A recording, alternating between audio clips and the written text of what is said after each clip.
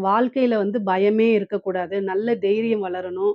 குடும்பத்துல நல்ல சேமமா இருக்கணும். ஐஸ்வர்ய பிராப்தம் கிடைக்கணும். குடும்பத்துல நிம்மதி இருக்கணும், மகிழ்ச்சி இருக்கணும்.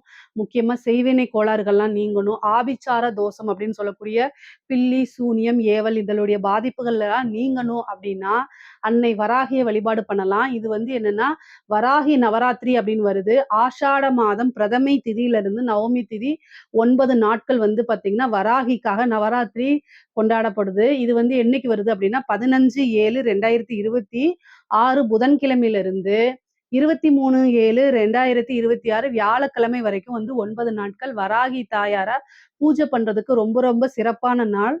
எப்படி பூஜை பண்றது? என்ன மாரி ஸ்லோகங்கள் சொல்றது? அப்படிங்கக்கூடிய டீட்டெயிலான வீடியோ நம்ம சேனல்ல இருக்கு. லென்த்தி வீடியோவா இருக்கு. அதுல பாருங்க. வராகிய பூஜை பண்ணுனா, அத்தன விஷயமுமே உங்களுக்கு கிடைக்கும். அளவில்லாத தைரியம் கிடைக்கும். அன்னை வராகிய கும்பிட்டா, தீராத பிரச்சனைகளுமே தீர்த்து வைக்கப்படுவாங்க.